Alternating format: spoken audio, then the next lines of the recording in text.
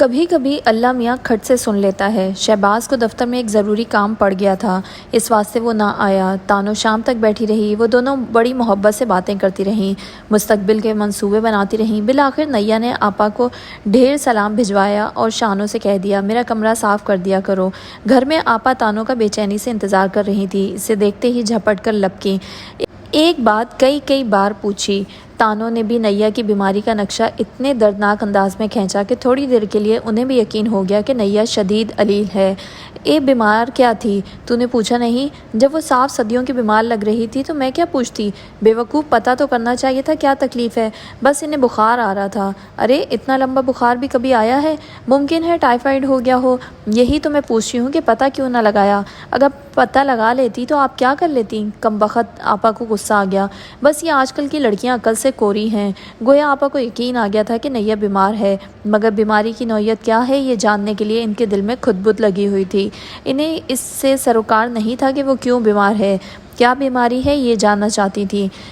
بلا سے وہ زندگی بھر ٹھیک نہ ہوتی، انہیں اس سے کوئی واسطہ نہ تھا۔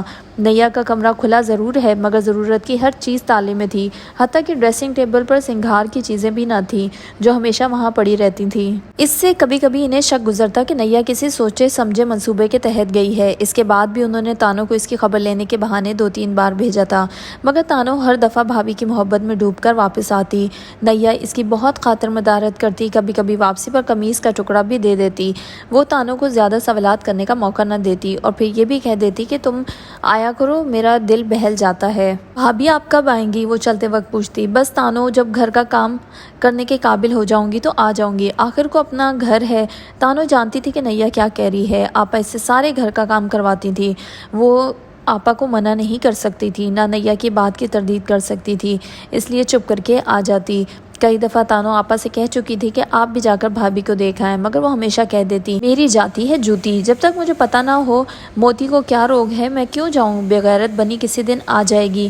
اسی طرح 4 مہینے گزر گئے۔ ایسی کون سی بیماری ہے کہ نیا ابھی تک صحت یاب ہی نہیں ہو پائی؟ آپا کو حیرت ہو رہی تھی۔ کرنا خدا کا یوں ہوا کہ انہی دنوں آپا کی بڑی لڑکی نسرین اپنے بال بچوں سمیت آ گئی۔ وہ بھی آتے ہی نیا کے بارے میں پوچھا تو آپا نے خوب بڑھا چڑھا کر اس کے نہ آنے کے قصے نسرین کو سنائے۔ ممکن ہے آپا وہ سچ مچ ہی بیمار ہو، نسرین نے کہا۔ آپ کو خود جا کر اس کی خبر لینی چاہیے۔ اب ایسا کرو تم چلی جاؤ، یہی کہنا میکے آئی تھی تو تم سے ملنے آ گئی ہوں، اس کے بعد میں بھی پھر کسی دن جاؤں گی۔ ٹھیک ہے، نسرین نے حامی بھر لی۔ نسرین جب گھر کے اندر داخل ہوئی تو سامنے پلنگ پر بیٹھی نیا سلائیاں ہاتھ میں لیے ننھے منھے سویٹر بن رہی تھی۔ گلابی جھاڑوں کی شام اتر آئی تھی، اس نے ہلکی سی شال کندھوں پر ڈالی ہوئی تھی۔ نسرین کو دیکھ کر اس کا ماتھا ٹھنکا، مگر بڑے سلیقے سے اس نے سلائیاں اور اون تکیے کے نیچے سرکا دیے اور چادر اپنے اوپر لپیٹتی ہوئی کھڑی ہو گئی۔ نسرین نے بڑی لگاوٹ سے آ کر اس سے گلے ملی۔ نیا نے زیادہ قریب ہونے سے اعتراض کیا، مگر نسرین کو اتنا اندازہ ہو گیا تھا کہ نیا پہلے سے کچھ بھاری ہو گئی ہے، حالانکہ وہ بیمار سنی جاتی ہے۔ چلیے اندر چل کر بیٹھتے ہیں، نیا نے خود ہی کہہ دیا تاکہ بار بار چل کر اسے نہ دکھانا پڑے۔ امی چائے اندر ہی بھجوا دیں۔ وہ دونوں اندر جا کر باتیں کرنے لگی۔ نیا اسی طرح شال لپیٹ کر بیٹھی ہوئی تھی کہ نسرین کو اس کے بھاری بھرکم ہونے کی وجہ سمجھ نہیں آ رہی تھی۔ بظاہر وہ بیمار بھی نہیں لگ رہی تھی، بلکہ اب تو اچھی خاصی رونق تھی چہرے پر، مگر نسرین نہیں چاہتی تھی کہ کوئی بےہودہ سے سوال کرے اور یا جان لے کہ اس کے آنے کا مقصد کیا ہے، اسی لیے رسمی سی گفتگو کرنے لگی۔ سنا ہے تم بیمار ہو، اب کیا حال ہے؟ اب تو اللہ کا شکر ہے، پہلے سے بہت بہتر ہوں۔ میں کچھ دنوں کے لیے آپا کے ہاں آئی ہوں، سوچا تم سے ملتی جاؤں۔ آپ نے بہت اچھا کیا۔ تم کب تک آؤ گی؟ میں بھی انشاءاللہ بہت جلد آ جاؤں گی۔ تمہارے بغیر تو آپا کو گھر بالکل سونا سونا لگتا ہے، اب یہ سونا پن ہمیشہ کے لیے دور ہو جائے گا انشاءاللہ، نیا نے ہنس کر کہا۔ تو کیا میں شہباز کو تمہیں لینے کے لیے بھیجوں؟ نہیں، میں کوئی خدا نخواستہ لڑ کر تو نہیں آئی، تو پھر چلو میرے ساتھ چلو۔ ابھی نہیں۔ ابھی کیوں نہیں؟ جب میرے آنے کا وقت ہوگا میں خود ہی آ جاؤں گی۔ یہ پہلیاں کیوں بھجوا رہی ہو؟ صاف صاف کہو نا۔ نیا صرف مسکرا کر رہ گئی۔ کیا آپا سے خفا ہو؟ نہیں تو، ان سے تو میں کبھی خفا ہو ہی نہیں سکتی، آپ جانتی ہیں میں نے ہمیشہ ان کی بات مانی ہے۔ تو کیا شہباز سے کوئی گلہ ہے؟ بالکل نہیں، نیا زور سے ہنس پڑی، پھر بولی، نسرین باجی آپ ناحق فکر مند ہو رہی ہیں، کہہ دیا نا میں عنقریب آ جاؤں گی، مجھے وجہ بتاؤ ورنہ میں آج تمہیں لے کر ہی جاؤں گی۔ اسی وقت امی جان چائے کی ٹرے لے کر کمرے میں آئی، سب کچھ تپائی پر رکھ کر آگے کر دیا۔ نیا نے نسرین کی طرف پہلے خالی پلیٹ بڑھائی، پھر مٹھائی کی پلیٹ اٹھا کر بڑھائی۔ خالہ جان آپ نے کس قدر تکلف کیا ہے، وہ قلاقند اٹھاتے ہوئے بولی۔ بیٹا تم کون سا روز آتی ہو، جانے آج کیسے بھول پڑی؟ اصل میں یہاں اتنے کم دنوں کے لیے آئی ہوں، پھر بچے بھی ساتھ ہیں تو کئی لوگوں سے ملنے کی حسرت دل میں لے کر چلی جاتی ہوں۔ ارے تمہارے بچے کہاں ہیں، انہیں کیوں نہیں ساتھ لائی؟ بس ایسے ہی آپا نے انہیں روک لیا تھا، ویسے بھی سنا تھا کہ نیا بیمار ہے تو میں نے اس کی مزاج پرسی کو آ گئی تو بچوں کو ساتھ لے کر جانا کچھ مناسب نہیں لگا۔ امی جان نے چائے بنا کر نسرین کی طرف بڑھائی۔ نہیں، کچھ ایسی فکر انگیز بیماری نہیں ہے نیا، تم اپنی بہن کو بتا کیوں نہیں دیتی؟ نیا نے شرما کر گردن جھکا لی اور دل میں سوچنے لگی کب تک یہ بات چھپائی جائے گی، تو چل ہی جائے گا۔ پورے 4 ماہ ہو گئے تھے اور اب تو جسم بھی چگلی کھانے لگا تھا، پھر وہ انتہائی نازک زمانہ بھی گزر گیا تھا، اس کے باوجود وہ اپنے منہ سے کچھ نہ کہہ سکی۔ خالہ جان آپ ہی بتا دیں، نسرین نے نیا کو چپ دیکھ کر کہا۔ بیٹی نیا تمہارے گھر کی امانت ہے اور تمہارے گھر کی ایک خوشی ہے اپنے اندر چھپائے بیٹھی ہے، یہ ماں بننے والی ہے۔ سچ؟ نسرین نے واقعی خوش ہو کر نیا کے ہاتھ چوم لیے۔ تو ہمیں اب تک بتایا کیوں نہیں؟ بیٹی تم تو جانتی ہو پہلے 2 مرتبہ اس کا بچہ ضائع ہو چکا ہے، اس لیے ڈاکٹر کی ہدایت تھی کہ پورے 9 ماہ یہ چارپائی پر لیٹ کر آرام کرے، خوش رہے اور کوئی اس کی دیکھ بھال کرنے والا ہو۔ یہ تو آپ نے بہت بڑی خوشخبری سنائی، واقعی بیٹی میں نے اسے اپنے پاس روک لیا تھا، ایسی حالت میں اپنی ماں ہی بہتر دیکھ بھال کر سکتی ہے، اب کہیں جا کر اس کی حالت تھوڑی بہتر ہوئی ہے۔ نہیں نیا اب بھی بہت زرد ہے، ڈاکٹر کو دکھا رہی ہیں؟ ہاں، ہر ماہ لے کر جاتی ہوں، ٹیکے لگ رہے ہیں، گولیاں کھا رہی ہے، دعا کرو اللہ تعالیٰ اس کی مراد پوری کر دے اور یہ گود میں بچہ لے کر اپنے گھر جائے۔ آمین، نسرین نے کہا۔ آپا تو ناحق فکر کھا رہی تھی، آپ نے انہیں کیوں نہیں بتایا؟ اس بار امی نے نیا کی طرف دیکھا تو نیا جھٹ بولی، وہ خود تو آئی ہی نہیں، تانوں کو انہوں نے بھیجا تھا، اب میں بچی کو کیا بتاتی؟ ٹھیک ہے مگر شہباز بھیا تو آئے ہوں گے، کبھی کبھار آ جاتے ہیں، میں نے ان سے کہا تھا کہ آپا کو بتا دیں مگر انہوں نے کہا مجھے شرم آتی ہے۔ ہاں وہ تو ازلی شرمیلے ہیں، ویسے کتنی خوشی کی بات ہے۔ نسرین نے ایک اور لڈو منہ میں ڈالا۔ امی اٹھ کر باہر چلی گئیں۔ چائے پی کر نسرین نے اجازت چاہی تو نیا نے اس کا ہاتھ پکڑ لیا۔ پلیز نسرین باجی ذرا آپا کو سمجھا دیجیے گا، زیادہ ناراض نہ ہوں، میں فارغ ہوتے ہی حاضر ہو جاؤں گی، تم فکر ہی نہ کرو، میں سب اونچ نیچ سمجھا دوں گی۔ ویسے اچھا ہے اب تم یہیں پر رہو، سیڑھیاں بھی تو نہیں ہیں یہاں، اور باجی اب مجھ میں ہمت بھی تو نہیں کہ نیا نے بات ادھوری چھوڑ کے آنکھوں میں آنسو لے آئی۔ ہاں سب ٹھیک ہے، تم خوش رہا کرو، ہمیں تو شہباز بھیا کا بچہ دیکھنے کی ہی حسرت ہے، اللہ خیر سے تمہیں فارغ کرے۔ اچھا اب میں چلتی ہوں۔ نسرین کے جانے کے بعد نیا پرمزدگی سی طاری ہو گئی، وہ سوچنے لگی جانے نسرین جا کے آپا کو کیا بتائے، کیا اچھا یا برا؟ یہ تو اسے اچھی طرح معلوم تھا کہ اسے آپا نے ہی بھیجا تھا، پتہ نہیں آپا کا کیا رد عمل ہوگا، وہ آپا کی فطرت کو اچھی طرح جانتی تھی، مگر اب کیا ہو سکتا تھا؟ تانوں کو تو ٹال دیا تھا مگر نسرین کے آگے بات نہ بنائی جا سکی اس صورت میں جبکہ اس کا وجود بھانڈا پھوڑ سکتا تھا۔ بہرحال اب کیا ہو سکتا تھا، اب تو اسے نتائج کا انتظار تھا۔ ادھر نسرین گھر میں داخل ہوئی تو جیسے آپا اسی کے انتظار میں تھی، گو نسرین آپا ہی کی بیٹی تھی مگر نیا کو دل سے پسند کرتی تھی اور نہیں چاہتی تھی کہ آپا کی انا کی خاطر نیا کی زندگی برباد ہو جائے۔ آپا نے بڑی بے چینی سے پوچھا کیا خبر لائی ہو؟ سب ٹھیک ہے آپا، یہ کہہ کر نسرین اپنے بچوں کے ساتھ لگ گئی۔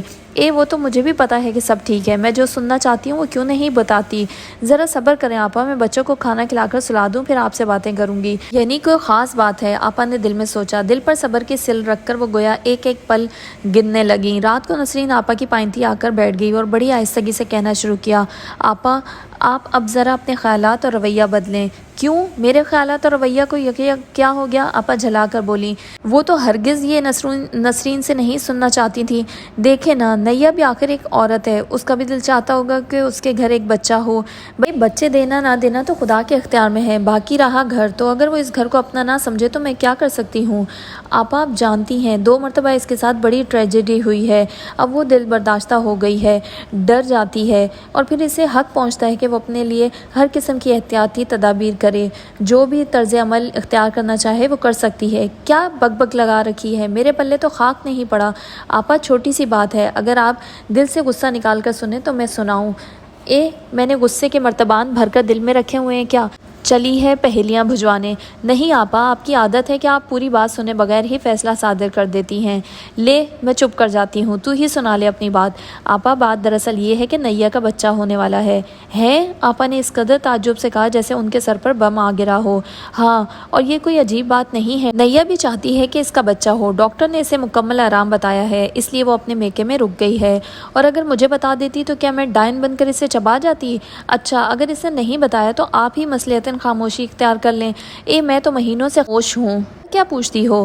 حمل کے دوران اس کا یہاں رہنا ٹھیک نہیں ہے، یہاں سیڑھیاں بھی زیادہ ہیں اور ایک مرتبہ بھی کام کرنے کے قابل نہیں ہے۔ ہاں جن لوگوں کے کئی منزلہ گھر ہوتے ہیں وہ تو شاید بچہ پیدا ہی نہیں کرتے، پتھروں میں چلے جاتے ہیں۔ خیر آپا، آپ اس بحث میں نہ پڑیں تو اچھا ہے۔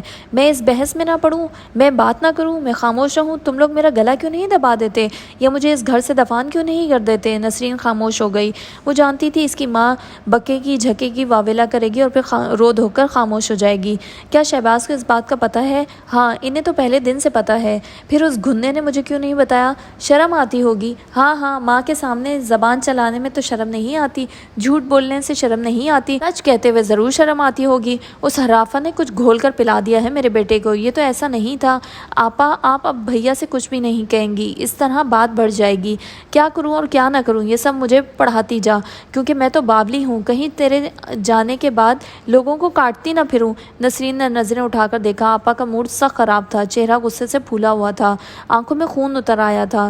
نسرین آپا کی کیفیت کا خوب اندازہ لگا رہی تھی، اس لیے اس وقت یہاں سے اٹھ جانے میں ہی اس نے عافیت سمجھی اور وہ آپا کے ہاں رہی اور برابر آپا کو نیا کے بارے میں ہموار کرتی رہی۔ آپا نے نسرین کی موجودگی میں تو نہ زبان کھولی اور نہ اپنے جذبات کا اظہار کیا۔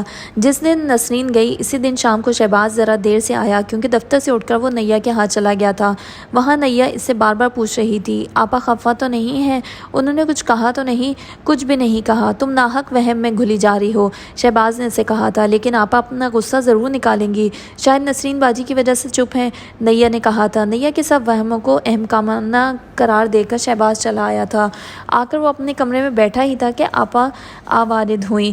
اچھا، تو اب اپنی ماں سے بھی جھوٹ بولنے لگا ہے؟ جھوٹ؟ شہباز نے سر اٹھا کر دیکھا۔ کیسا جھوٹ آپا؟ تجھے تیری بیوی نے اپنے سانچے میں ڈھال لیا ہے۔ جی، آپ کیا کہہ رہی ہیں؟ تو سب سمجھ رہا ہے جو میں کہہ رہی ہوں، صد افسوس اپنی اولاد پر، میں تجھے اتنا گھنا تو نہ سمجھتی تھی۔ شہباز خاموش ہو گیا۔ اگر تو مجھے نیا کے وہاں رہنے کی وجہ بتا دیتا تو میں ناحق پریشان نہ ہوتی۔ آپا نے ایک جذباتی وار کرنا مناسب سمجھا، کیونکہ پہلے سب وار اوچھے پڑ چکے تھے۔ شہباز پھر بھی چپ بیٹھا رہا۔ یہ تو میرے لیے بھی خوشی کی بات ہے، آخر مجھ سے چھپانے کا مطلب؟ میرا دل نہیں کرتا کہ اس گھر میں تیرا بچہ کھیلے۔ شہباز کچھ نہیں بولا، وہ آپا کے تمام داؤ پیچ جانتا تھا اور پھر اسے یہ بھی سمجھ میں نہیں آ رہا تھا کہ آخر وہ کیا کہے، کہیں لینے کے دینے نہ پڑ جائیں۔ جانے آپا کون سی بات پر چڑھ کر اور کیا کہہ بیٹھیں۔ بہت دن ہو گئے ہیں بیوی کو گھر سے گئے، اب تو لوگ بھی باتیں بنانے لگے ہیں۔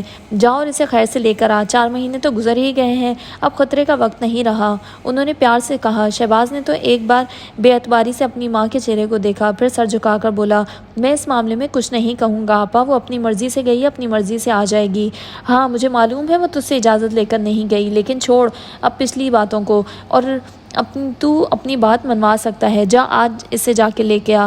آپا میں نہیں جاؤں گا، شہباز نے بات ختم کر دی۔ ویسے تو روز چلا جاتا ہے، ماں کے کہنے پر نہیں جائے گا؟ آپا نے ایسے کہا جیسے انہیں ہر بات کی خبر ہے۔ وہ میرے ساتھ نہیں آئے گی۔ کیسے نہیں آئے گی؟ تو اس کا شوہر ہے یا وہ تیری شوہر ہے؟ آپا اگر آپ اسے بلانا چاہتی ہیں تو خود لے آئیں جا کر۔ یہ بات شہباز نے کہہ تو دی مگر اسے فوراً اپنی غلطی کا احساس ہو گیا۔ آپا تو شاید اسی بات کا بہانہ ڈھونڈ رہی تھی، اگر وہ سچ مچ چلی گئیں اور نیا ہمارے لحاظ کے ان کے ساتھ آ گئی تو کیا ہوگا؟ جہنم میں وہ کہاں سکون سے رہ سکے گی؟ آپا گن گن کر اس سے بدلے لیں گی اور پھر وہی ہوگا جو پہلے ہوا۔ شہباز لرز گیا مگر تیر کمان سے نکل چکا تھا۔ شاید آپا بھی یہی چاہتی تھی کہ شہباز خود انہیں جانے کے لیے کہے، مگر بظاہر شہباز کی بات سن کر کھڑی ہو گئی اور بولی، مجھ میں اتنی ہمت کہاں کہ جاؤں، صحت کہیں جانے کی اجازت نہیں دیتی، پھر آج کل کی پود میں لحاظ مروت تو ہے کچھ نہیں، یوں ہی جا کر اپنی بےزتی کرواؤں گی۔ شہباز کو یہ سن کر خوشی ہوئی، لیکن جاتے جاتے آپا نے دبی زبان میں اتنا کہہ دیا، دیکھوں گی کسی دن، اب تیری خاطر کچھ تو کرنا پڑے گا۔ دوسرے دن جب شہباز نیا سے ملنے گیا تو اس نے اسے آپا کے ارادوں سے آگاہ کر دیا۔ نیا کو پہلے ہی خطرے کی بو آ رہی تھی۔ اس نے جب امی جان سے مشورہ کیا تو وہ بولی، تمہارے اپنے معاملے ہیں، تم خود فیصلہ کرو۔ نیا نے آپا کو گھر میں داخل ہوتے ہوئے دیکھا تو ایک دم کھڑی ہو گئی، گو اس کا دل دھڑکنے لگا تھا۔ اس کی چھٹی حس نے اسے لال جھنڈی دکھا دی تھی، مگر اس کا چہرہ پرسکون تھا، بلکہ اس نے چہرے پر کافی بشاشت پیدا کر لی تھی۔ آپا کے استقبال کو یوں آگے بڑھی جیسے بے چینی سے منتظر ہو۔ آپا بھی چادر لٹکاتی ہوں یوں آ کر اس سے گلے لگی جیسے مدتوں کی پیاس بجھ گئی ہو۔ آئے بیٹھے۔ نیا نے آپا کو بازو سے پکڑ کر صوفے پر بٹھایا۔ کیا حال ہے آپ کا؟ آپ بہت کمزور لگ رہی ہیں۔ اے میری بات چھوڑ، کچھ اپنی سنا، देखूं तो कैसी सरसों जैसी रंगत निकल आई है, होंठ नीले पड़ गए हैं, कैसी तबीयत है तेरी। नैया ने नज़रें झुका ली। जब से तेरी तबीयत का सुना है एक पल चैन नहीं आ रहा था, जी चाहता था उड़कर आ जाऊं तुम्हारे पास, इसकी बलाएं लूं। आपा मैं भी आपको बहुत याद करती थी, ए बस रहने दे, देख ले तेरी मोहब्बत। नैया को दिल में हंसी आई, अब बाकायदा ड्रामा हो रहा है। ये नैया भी जानती थी और शायद आपा भी। कहाँ है तेरी अम्मा, उन्होंने इधर उधर देखकर कहा। नैया ने बाहर निकलकर अम्मी को आवाज़ दी और उन्हें बताया कि आपा आई हैं। पुरतकल्लुफ़ चाय मंगवाई।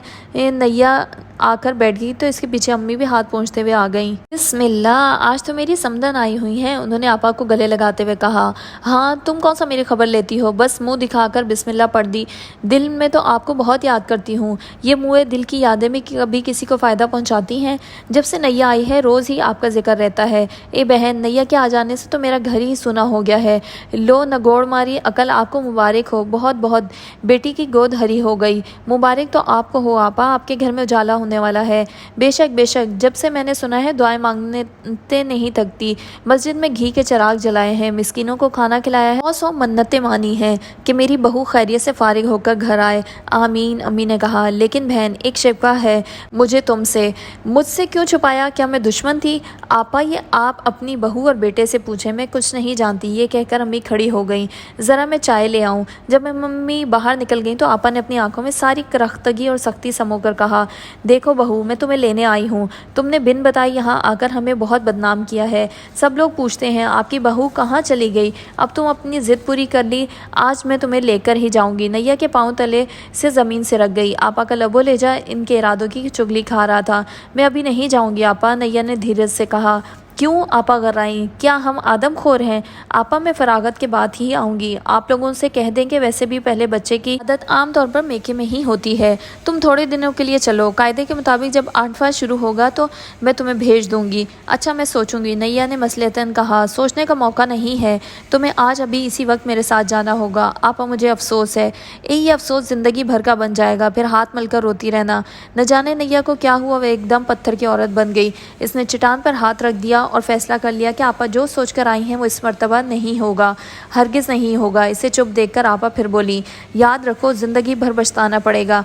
आज अगर तुमने मुझे खाली हाथ लौटा दिया तो इस घर के दरो दीवार तुम पर हमेशा हमेशा के लिए बंद हो जाएंगे। ज़िंदगी भर तुम वहाँ ना आ सकोगी। नैया को भी गुस्सा आ गया। वो जानती थी कि आपा हर जायज़ व नाजायज़ तरीके से अपनी बात मनवाने की आदी हैं।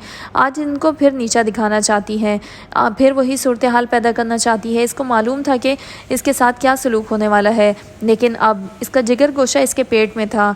वो जब पेट में इसकी हरकत को महसूस करती तो ममता के जज्बात से छलक छलक कर रह जाती। अपने बच्चे को गोद में लेने की खातिर वो हर किस्म का रिस्क लेने को तैयार थी। आपा की कोई धमकी इस पर असर नहीं कर रही थी। सोच लो, आपा ने इसे गुमसुम देखकर कहा। अब मैं तुम्हें इज़्ज़त और आबरू के साथ ले जा रही हूँ, लेकिन अगर तुमने मेरी बात रद्द कर दी तो ज़िंदगी भर माथे पर हाथ रख कर रोगी। उसी वक्त अम्मी चाय लेकर अंदर दाखिल हुई। मूड एकदम बदल गया, चेहरा ही बदल गया। ए बहन, तुम क्यों तकलीफ़ कर रही हो? मैं तो ज़रा सी देर को आई थी, चाय वाय से तो मुझे कोई रग़बत नहीं, और तुम इतनी मिठाइयाँ ले आई हो, मैं तो मीठा खाना ही छोड़ दिया है। ए रहने दो बहन, कुछ तो लीजिए, आपको तो आना ही हमारे लिए बाइसे बरकत है। ये कहकर अम्मी ने मिठाई की इनकी प्लेट में रख कर आगे बढ़ाई। गुमसुम सी नैया ने भी जल्दी से अपना मूड ठीक किया और चाय बनाने लगी। नैया को मालूम था कि आपा खाने पीने की बहुत शौकीन है, नाना भी करती जाएंगी और खाती भी जाएंगी। वही हुआ। प्लेट भरकर उन्होंने खाया, चाय पी और बड़ी सी ढकार लेने के बाद उन्हें याद आया कि इनकी तो तबीयत ख़राब रहती है। नैया का चेहरा देखते ही अम्मी को अंदाज़ा हो गया था कि आपा ने कुछ कहा है नैया से, मगर बज़ाहिर वो भी अनजान बनकर हंस हंस कर इनसे बातें करती रहीं। तुम भी कुछ खा लो नैया, अम्मी ने कहा तो नैया चौंक गई। नहीं अम्मी, मुझे बिल्कुल भूख नहीं है। कुछ खा लिया करो बेटी, आजकल तुम दूध ज़्यादा पिया करो, हर घंटे बाद 1 गिलास पिया करो, आपा ने इतनी लगावट से कहा जैसे कुछ देर पहले ज़रा भी धमका नहीं रही थी। मैं सदके जाऊँ, मैं वारी जाऊँ, मेरी बच्ची किस कदर कमज़ोर हो गई है। नैया सौगवारी से ज़रा मुस्कुराई। अच्छा, अब मैं चलूँ? आपा ने इतना ही कहा, मगर ना उठकर खड़ी हुई और ना चादर संभाली। नैया अपने नाखूनों से खेलने लगी। इतनी भी क्या जल्दी है, खाना खा कर जाइएगा, रात का खाना तो मैंने कब का छोड़ दिया है, अब क्या बैठूंगी। امی نے جلدی سے برتن اٹھایا اور باہر کو لپکیں تاکہ ان کے جانے سے پہلے برتن لے کر آ جائیں۔ امی کے باہر نکلتے ہی جیسے آپا گھرانے لگیں، جلدی فیصلہ کرو نیا، اگر تم جانا چاہتی ہو تو کچھ دیر اور بیٹھ جاؤں گی، تم جا کر اپنا سامان اکٹھا کر لو۔ اس وقت میں نہیں جا سکتی آپا، بعد میں آ جاؤں گی۔ بعد میں بھی آنے کی ضرورت نہیں ہے، آپا چادر اٹھا کر کھڑی ہو گئیں۔ اب تمہاری اس گھر میں کوئی جگہ نہیں ہے، میں خود تمہیں لینے آئی تھی مگر آج تم نے اپنی قسمت کو خود لات مار دی، تم ایک بد نصیب عورت ہو۔ نیا چپ بیٹھی رہی۔ یہ نہ سمجھنا کہ شہباز تمہیں لینے آئے گا، اب تمہیں کوئی نہیں لینے آئے گا، اپنی ماں کے گھر میں ہی اپنی قبر بنوا لینا۔ نیا کی آنکھوں میں آنسو آ گئے، آپا جلدی سے باہر نکل آئیں۔ چل دیا آپا، ذرا تو رک جاتی۔ امی بھاگ کر آ گئی، میں کوئی سواری ہی منگوا دیتی ہوں، اتنی ہمت ہے مجھ میں کہ میں خود جا کر سڑک پر سواری کر لوں۔ یکا آپا کا موڈ کیوں خراب ہو گیا، سوچتے ہوئے امی اور قریب آ گئی۔ اب کہنے سننے کو کیا رہ گیا ہے، مگر میں تو خدا لگتی کہوں گی کہ اپنی بیٹی کی تربیت ٹھیک نہیں کی تم نے، اب زندگی بھر اسے گھٹنے سے لگا کر بٹھائے رکھو۔ یہ کہہ کر آپا باہر نکل گئیں۔ امی حیران و ششدر کھڑی رہ گئیں۔ اندر جا کر دیکھا تو نیا زاروں کرتار رو رہی تھی۔ کیا بات ہے نیا، تمہاری ساس معمہ بن کر آئیں اور پہلی بن کر چلی گئیں، آخر بات کیا ہوئی ہے؟ پہلے تو نیا روتی رہی، پھر آنسو صاف کر کے ساری بات امی کو بتا دی۔ امی کو کافی اچنبھا ہوا۔ اب کیا ہوگا نیا، بلاخر انہوں نے نیا سے پوچھا۔ جو اللہ کو منظور ہوگا وہی ہوگا، حالات کچھ زیادہ خراب نہ ہو جائیں، جس قدر خراب ہونے تھے ہو چکے، کچھ دنوں کے لیے چلی ہی جاتی۔ واہ امی، آپ مجھے پھانسی کیوں نہیں دے دیتی، وہ جس مقصد کے لیے مجھے لینے آئی تھی آپ کو نہیں پتا، آپ نہیں جانتی، ورنہ اس طرح ان کی مامتا نہیں چھلکتی، وہ تو میں جانتی ہوں، بس پھر اللہ پر چھوڑ دیں، میری قسمت کا لکھا میرے آگے آئے گا۔ شام کو جب شہباز آیا تو نیا بڑی ملول سی بیٹھی تھی۔ آج اس نے اسے اتنا افسردہ دیکھا تو کریت کر پوچھا۔ تب نیا نے ساری باتیں اسے کہہ سنائیں۔ شہباز بھی دفتر سے اٹھ کر سیدھا اس طرف آ رہا تھا، اس لیے اس کی آپا سے ملاقات نہیں ہو سکی تھی، ورنہ ان باتوں کا اسے گھر میں ہی علم ہو جاتا۔ اوکھلی میں سر دیا ہے تو دھماکوں سے کیوں ڈرتی ہو؟ میں ڈرتی نہیں، مجھے معلوم تھا کوئی نہ کوئی بدمزگی ضرور ہوگی، خوف تو اس بات کا ہے کہ کہیں آپ مجھ سے بدظن نہ ہو جائیں۔ میں؟ شہباز ہنس پڑا۔ خیر میرے بارے میں تو تم قیامت تک بھی ایسا نہ سوچنا، آپ ہی کے سہارے پر میں نے زندگی کے یہ کٹھن ترین دن کاٹ رہی ہوں۔ آپ جانتے ہیں اس بچے کے علاوہ کوئی بات میرے پیش نظر نہیں ہے، اگر آپا مجھے بے سکون کر گئی ہیں۔ تم اپنے آپ کو بے سکون نہ کرو نیا، میں آپا کو سمجھانے کی کوشش کروں گا، اب جبکہ وہ مجھے دھمکا کر گئی ہیں میں بالکل وہاں نہیں جا سکتی، ویسے بھی میرا دل اتنا کمزور ہو گیا ہے کہ ذرا کوئی اونچی آواز میں بولے تو مجھے اختلاج ہونے لگتا ہے۔ تم اپنے آپ کو سنبھالو اور بہتری کی امید رکھو۔ اس روز شہباز خلاف معمول کافی دیر تک بیٹھا رہا اور نیا کو تسلیاں دیتا رہا۔ اسے گھر پہنچنے میں کافی دیر ہو گئی تھی، دل میں ڈر تھا، آج اسے یقین تھا کہ آپا اس کے لتے لیں گی، لیکن عجیب بات ہوئی، آپا نے کچھ نہیں کہا، یوں انجان بن کر بیٹھی رہیں جیسے آج کچھ بھی تو نہیں ہوا، حالانکہ انہیں اندازہ ہو گیا تھا کہ شہباز نیا کے ہاں گیا ہوگا۔ کئی بار شہباز جان بوجھ کر ان کے قریب سے گزرا، مگر انہوں نے بالکل شہباز کا نوٹس نہیں لیا، بلکہ رات کا کھانا اتنے پیار سے کھلایا کہ شہباز کو خوف سا آنے لگا۔ آپا کو جب ٹوٹ کر پیار آیا کرتا تھا تو سمجھ لو کہ کوئی خطرناک منصوبہ کے ذہن میں آ گیا ہے۔ تاہم شہباز نے خود کوئی ذکر نہ چھیڑا بلکہ سکون سے سو گیا۔ کچھ دن سکون سے گزر گئے۔ شہباز اس دوران روز نیا کے ہاں جاتا رہا۔ جب دونوں کی تسلی ہو گئی کہ آپ اپنی ہار مان چکی ہیں تو ایک دن آپا نے یوں سر اٹھایا جیسے ناگ پھن اٹھاتا ہے۔ کہاں سے آ رہے ہو؟ انہوں نے خونخوار نظروں سے شہباز کو دیکھ کر پوچھا۔ جی وہ، ہاں میں جانتی ہوں تو دفتر سے اٹھ کر روزانہ اس حرامزادی کے پاس جاتا ہے، مجھے سب پتہ ہے، وہ تجھے آج کل کتنا سکھا رہی ہے، اس نے تو میرے سفید چونڈے پر بھی تھوک دیا ہے، صاف انکار کر دیا تھا میرے ساتھ آنے سے۔ آنکھیں کھول، ہوش کے ناخن لے، میں اس نامراد کو اچھی طرح جانتی ہوں، اب تابڑ توڑ حملے ہوں گے۔ شہباز جا کر ایک طرف بیٹھ گیا۔ سب اتا پتا کر لیا ہے میں نے اس بدبخت کا، تیری آنکھوں میں دھول جھونک سکتی ہے، میری آنکھوں میں نہیں۔ مجھے تو شروع سے ہی اس کے لچھن ٹھیک معلوم نہیں ہوتے تھے، محلے میں بھی اس کی یہ ہوا ٹھیک نہیں تھی اور اب تصدیق بھی ہو گئی ہے۔ شہباز کو بالکل سمجھ نہیں آیا کہ آپا کیا کہنا چاہتی ہیں یا کیا کہہ رہی ہیں۔ وہ حیران سا ہو کر ان کی شکل دیکھنے لگا۔ تو بچپن ہی سے عشق و عاشقی کے کھیل کھیلتی آئی ہے آپا؟ ہاں تجھے تو آگ لگے گی اور بھی آگ لگے گی جب میں کہوں گی کہ وہ اپنا گناہ چھپانے کے لیے میکے میں منہ چھپائے بیٹھی ہے۔ آپا، شہباز چیخ اٹھا، کچھ تو ہو، خدا کا خوف کریں، ذرا آہستہ بولیں، لوگ سنیں گے تو کیا کہیں گے کہ ہم اتنے گر گئے ہیں؟ ہاں ہم ہی کو کہیں گے ہم گر گئے ہیں، اس گشتی کو کچھ نہیں کہیں گے۔ آپ کیا کہہ رہی ہیں؟ آپ نے کچھ سوچا بھی ہے؟ سوچ سمجھ کر سب کہہ رہی ہوں اور اپنے ہوش و حواس میں کہہ رہی ہوں۔ آپ اپنے حواسوں میں نہیں ہے، مخالفت میں آدمی کو اتنا نہیں کرنا چاہیے۔ یہ کہہ کر شہباز نیچے اتر گیا۔ آپا کو تو جیسے بچھو نے ڈنک مار دیا۔ اپنی بیوی کی خاطر وہ آپا کو اتنی بڑی بات کہہ گیا تھا۔ اس کے جانے کے بعد آپا بھی خوب بولیں، خوب چلائیں، جس گھر میں آواز جا سکتی تھی وہاں تک گئی۔ یوں یہ بات سارے محلے میں پھیل گئی۔ آپا بھی یہی چاہتی تھی کہ لوگ نیا کے بارے میں ایسی بات ماننے کو تیار نہ تھے، مگر آپا کے سامنے زبان ہلانے کے مجال کسی میں نہ تھی۔ آپا نے یہ وتیرہ بنا لیا کہ گھر گھر جا کر اپنی بہو کی بدچلنی کی داستانیں سنانا شروع کر دیں۔ کچھ لوگوں نے کانوں کو ہاتھ لگائے، کچھ نے ہاں میں ہاں ملائی، کچھ نے زمانے کو برا بھلا کہا۔ یوں یہ ایک ایسا دلچسپ قصہ بن گیا جو ہر گھر میں کھانے کی میز پر سنایا جانے لگا۔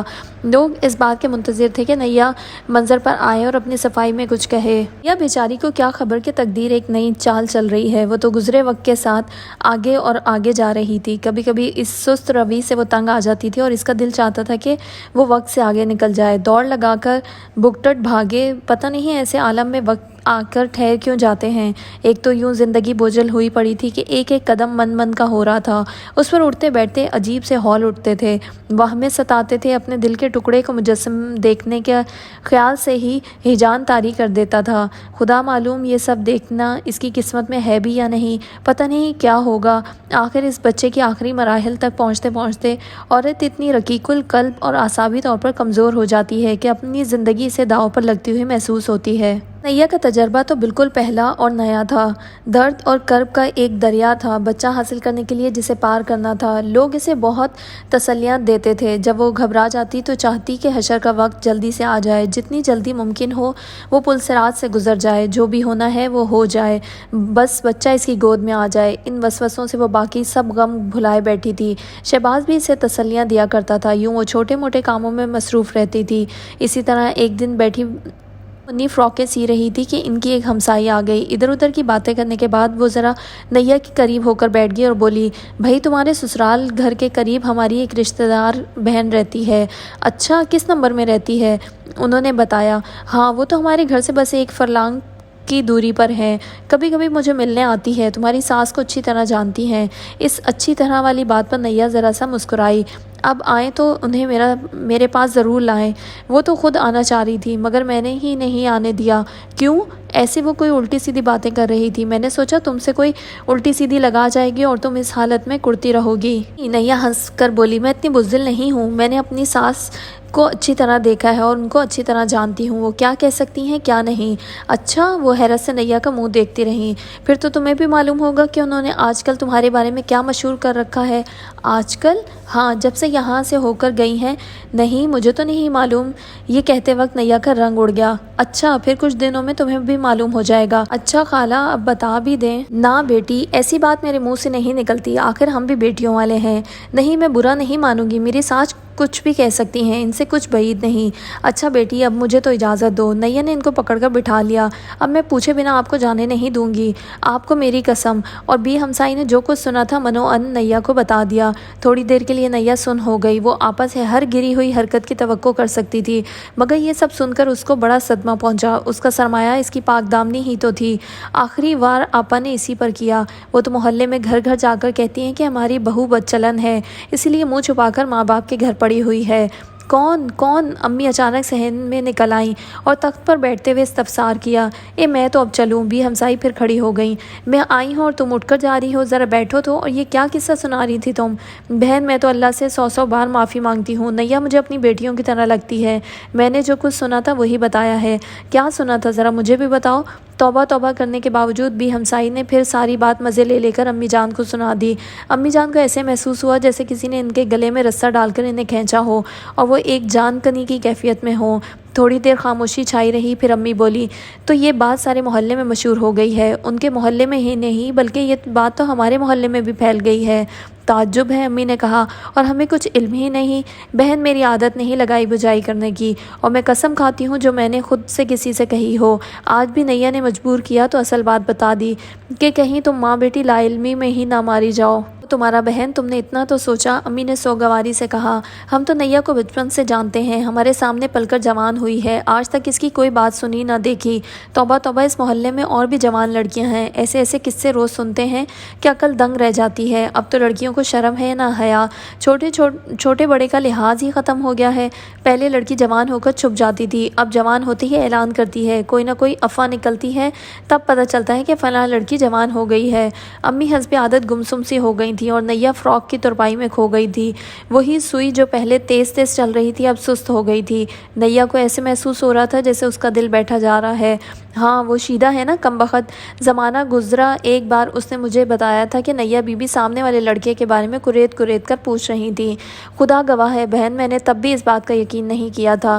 اچانک نیا کی سوئی اس کی اپنی پور میں لگ گئی اور سرخ سرخ خون کا ایک جلد باز سا قطرہ یوں پور پر آ کر بیٹھ گیا جیسے چوزا انڈے سے نکل آتا ہے۔ نیا نے سوئی ہاتھ سے چھوڑی، اپنی انگلی دبا کر خون نکالنے لگی۔ امی نے یہ بات سنتے ہی تصدیق طلب نظروں سے نیا کی جانب دیکھا۔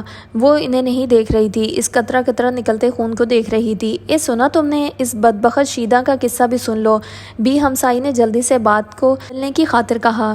جمعہ 8 دن کی پیدائش، اور وہ ہے نا، وہ سردار صاحب ان کے خانسامہ کے ساتھ بھاگ گئی ہے۔ بس ان چنڈالوں کو اچھا کھانے کو ملے تو ان کا نفس خراب ہو جاتا ہے۔ امی جان اب کوئی بھی بات دلچسپی سے نہیں سن رہی تھیں، انہیں افواہوں سے ویسے بھی کوئی دلچسپی نہیں تھی، لیکن اب جو باتوں باتوں میں بی ہمسائی نے ایک برچی ان کے کلیجے پر اتاری تھی تو اس کا جی الٹ پلٹ ہو رہا تھا۔ اور نیا سوچ رہی تھی، ایک ذرا سی سوئی چبھی تھی، یہ لہو کتار اندر کتار نکلا آ رہا تھا، میرا دوش کون سا تھا؟ وہ بچپن کی ایک لرزش کیا اس افسانے کا عنوان بننے جا رہی ہے؟ کس قدر ظلم ہوگا یہ، اور پھر بھی ہمسائی جانے اور کس کس کو بتائیں گی؟ اور وہ جو جرنیل آپا کے کانوں تک پہنچ گئی تو پھر ان کی ہر بات ثابت ہو جائے گی۔ ان دونوں کو اپنے اپنے خیالات میں غلطوں پیچاں دیکھ کر بھی ہمسائی نے اٹھ جانے میں ہی عافیت جانی۔ اچھا، اب میں چلتی ہوں، تمہارا بہت بہت شکریہ بہن۔ امی بھی کھڑی ہو گئیں۔ میری طرف سے کوئی اندیشہ دل میں نہ لانا نیا کی امی، اس نے محبت سے کہا، میں جہاں کی سنتی ہوں وہیں چھوڑ دیتی ہوں۔ نیا تو مجھے اپنی بیٹیوں کی طرح عزیز ہے۔ ویسے یہ بات امی جان بڑی اچھی طرح جانتی تھی کہ محلے کی ہر نئی بات ہمیشہ ان خاتون کے گھر سے ہی نکلی۔ بہرحال اسے دروازے تک چھوڑنے گئیں، واپس آئیں تو نیا نے سلائی کا سارا سامان سمیٹ دیا تھا اور اندر جا رہی تھی۔ اس کی صورت دیکھ کر امی جان کو اس کی دلی کرب کا اندازہ ہو گیا۔ وہ اس کے پیچھے پیچھے اس کے کمرے میں آ گئی اور بولی، یہ تو بہت برا ہوا نیا، تمہاری ساس نے تم پر رقیق الزام لگانے شروع کر دیے ہیں۔ یہ سب میری تقدیر کا لکھا ہے امی۔ نیا رونے لگی، میں ہوں ہی بدقسمت، کہاں تک اپنی قسمت سے لڑوں گی؟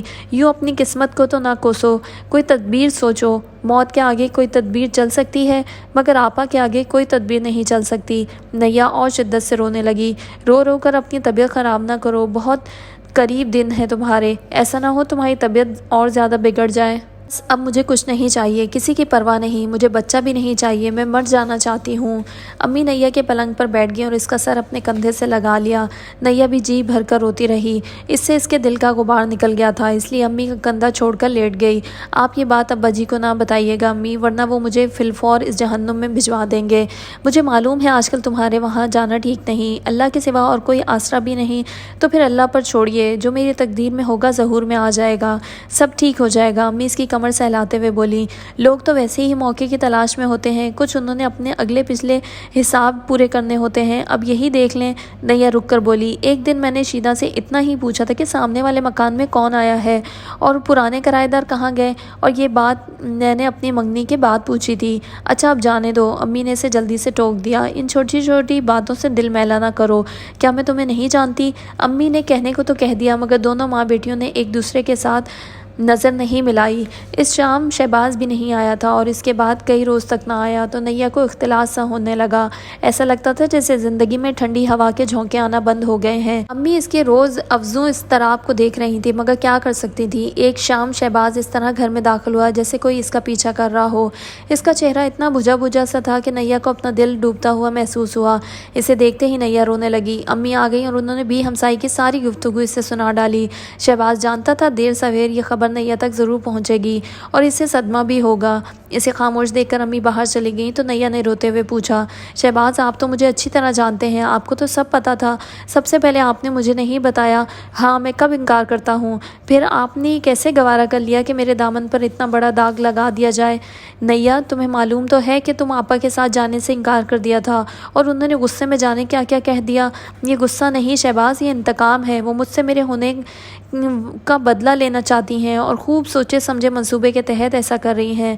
अब भी सब्र से काम लो नैया, तुमने हमेशा सब्र किया है और सब्र का अजर मुझे क्या मिला, मैं तो तुम्हारा ममनून हूँ ना। शहबाज खुदा के वास्ते आप मुझसे बदजन कभी ना हो, ऐसा हुआ तो मैं मर जाऊंगी। शहबाज कुर्सी से उठकर इसके साथ पलंग पर बैठ गया और इसका सर अपनी गोद में रख लिया। ऐसा कभी नहीं होगा, मैं जानता हूँ तुम कितनी पाकबाज और बहादुर औरत हो। नैया के आंसू बहने लगे, उसे ऐसे ही अल्फाज की, ऐसे ही सहारे की ज़रूरत थी। थोड़ी ही देर में नैया का जी बहल गया और वो उठकर बैठ गई और अपने अनदेखे बच्चे के बारे में बातें करने लगी। शहबाज जब जाने लगा तो बोला, नैया आपा मेरा यहाँ आना पसंद नहीं करती, वो समझती हैं हम दोनों ने मिलकर उनके खिलाफ साजिशें की हैं, इसलिए अब मैं ज़रा कम आया करूँगा। वैसे तो मुझे फ़ोन पर अपनी खैरियत बता दिया करना। नैया रात गए तक जागती रही और सोचती रही कि जब हालात का धागा उलझ जाता है तो फिर सिरा हाथ नहीं आता। उसने तो बड़ी खुशनीयती से ये कदम उठाया था, मगर किस्मत न जाने कौन सी चाल चलना चाहती थी। हालात का धागा सुलझने के बजाय और उलझता जा रहा है। उधड़ी हुई ऊन की तरह कभी कभी बुनाई के दौरान उसकी ऊन इस बुरी तरह उलझ जाया करती थी कि वह धागे सुलझा कर थक जाया करती थी। बिलाकर किसी न किसी गिरा से धागा तोड़कर वो सिरा निकाला करती। तो बाज़ औक़ात ऊन को सुलझाने के लिए धागे को तोड़ना पड़ता है। नैया को झुरझुरी आ गई और फिर ऊन की तो गिरा लग जाती है और गिरा बनाई में छुप जाती है। क्या ज़िंदगी के मामलात में भी ऐसा होता है? अल्लाह न करे, खुदा न करे। आजकल नैया दर्द ही दर्द बनी हुई थी। जिस करवट लेटती उफ निकल जाती, जिस जगह हाथ रख देती हाय निकल जाता। इस पर दिमाग ने भी कितना दुखना शुरू कर दिया था। शहबाज ने ठीक ही कहा था, उसके मामूल में कमी आ गई थी। कभी कभार खड़े आना और फिर चले जाना।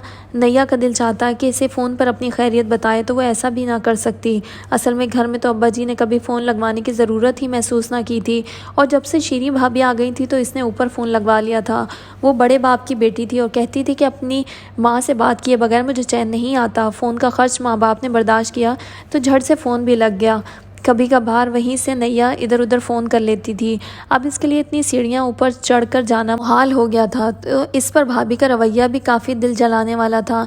तुम ससुराल क्यों नहीं जाती? तुम्हारी सास तुम्हें बुरा क्यों समझती हैं? अपने शौहर को छुप छुप कर फ़ोन क्यों करती हो? मैं तुम्हारी जगह होती तो अब तक अपनी सास को बाहर निकाल चुकी होती। इस किस्म की बीसियों सवाल करती कि नैया जल कर उठाती और फिर वो बड़ी ढिठाई से नैया के पास जुड़कर बैठी रहती।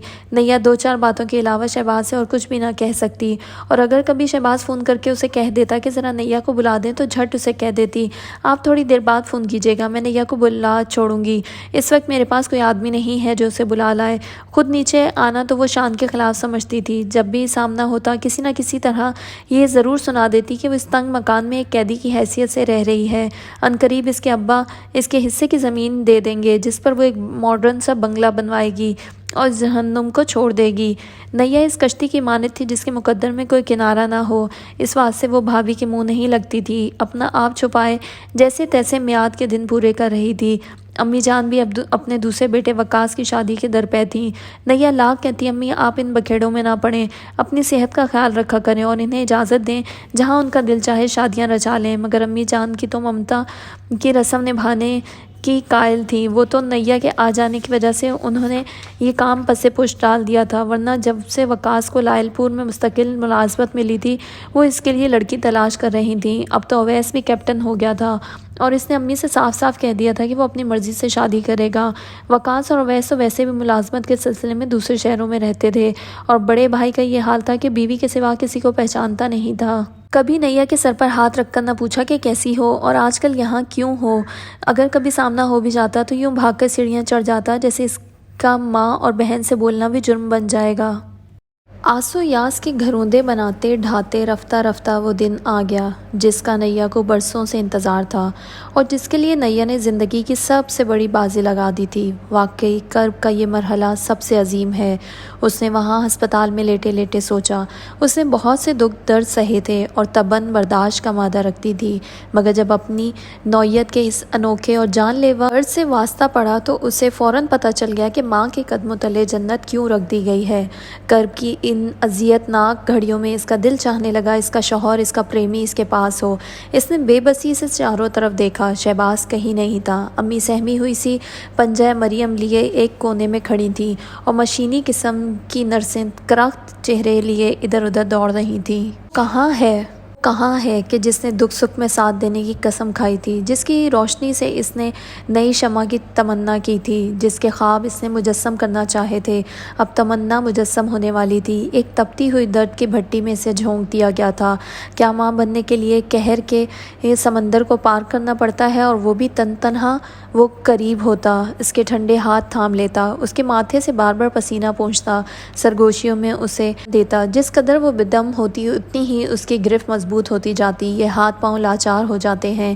یہ جسم خود اپنے اختیار میں نہیں، اسے بلاؤ۔ بے ترتیب سانسیں دھوائیں دینے لگیں، اس کے نیلے ہونٹ کراہنے لگے، اس کے ٹھنڈے ہاتھ سکڑنے لگے۔ اسے یوں محسوس ہوا جیسے وہ زمین پر ہے نہ آسمان پر، وہ کہیں فضا میں معلق ہے اور چاروں طرف سے درد کے بادلوں نے اسے گھیر رکھا ہے۔ ان میں کوئی فرشتہ اجل کہیں بھی نظر نہیں آ رہا، مگر یوں لگتا ہے یہی موت کی گھڑی ہے، یہی وہ گھڑی ہے جس میں وہ اپنا وجود اپنے ہاتھ سے چھوٹ جاتا ہے، جب زندگی پر اپنا بھی اعتبار نہیں رہتا۔ ایک لمحہ، ایک درد آفرین کرب انگیز لمحہ سولی کی طرح آ کے جسم میں اٹک جاتا ہے، پڑ جاتا ہے، تلوار بن جاتا ہے، آگ بن جاتا ہے، نشتر بن جاتا ہے۔ دونوں عالم کی نبضیں چھوٹ جاتی ہیں، ذرا سی دیر کو زندگی راستہ بھول جاتی ہے، حواس ساتھ چھوڑ دیتے ہیں۔ پردیزہ زندگی اور موت کے درمیان ایک پل ہے اور وہ اس پل کے عین سرے پر پہنچ گئی ہے، اور وہ ستمگر جانے کہاں تھا۔ آہ کرا کے اس سمندر میں درد کی لہروں کے ساتھ ساتھ وہ ادھر ادھر لڑکنے لگی۔ عین اسی وقت گمشدہ حواسوں کے بیچوں بیچ ایک ننھی سی چیخ نے اسے زندگی کی نوید دے ڈالی۔ گھپ اندھیروں میں سورج طلوع ہو گیا، آبشاروں میں چاند نے جھانکا اور دل نے کہا میں موجود ہوں، یہی تمہارے پہلو میں دھڑکن کو محسوس تو کرو۔ تب اسے ڈاکٹر کی آواز آئی، مبارک ہو بیٹا پیدا ہوا ہے۔ یہی نوید سننے کے لیے شاید اس نے اپنی ایک حس بچا کے رکھی ہوئی تھی۔ خوشی اور تھکن کے ملے جلے جذبات سے مغلوب ہو کر وہ بے ہوش ہو گئی۔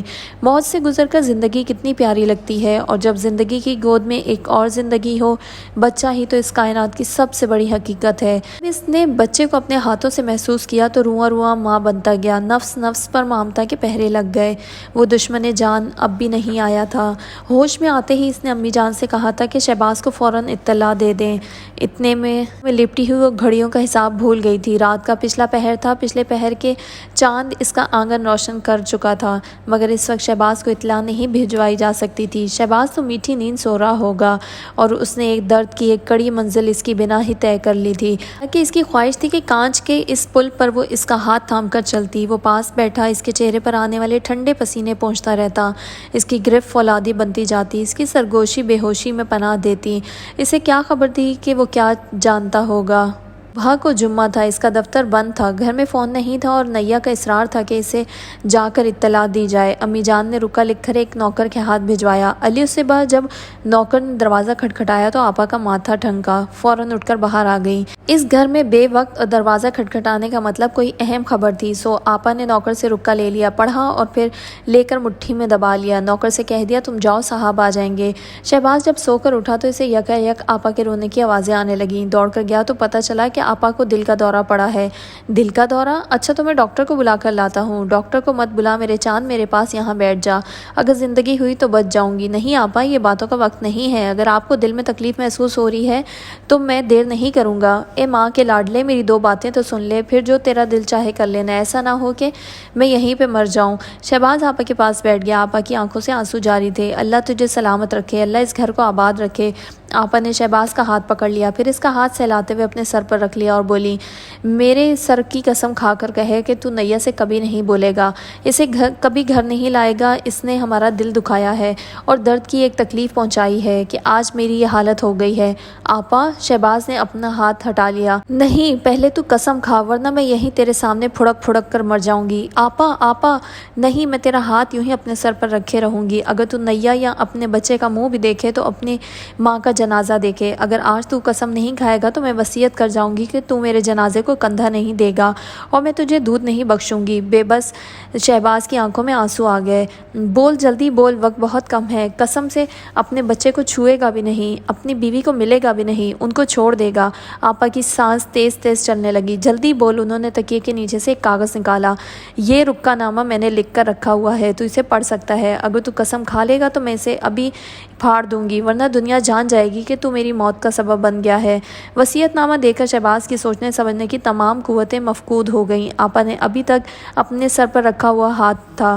شہباز کی آنکھوں سے 2 آنسو نکل آئے اور اس نے گلوگیر آواز میں کہا، اچھا، جیسے آپ کی مرضی۔ قسم کھاتا ہوں، اس نے چیخ گلے میں دبا کر کہا۔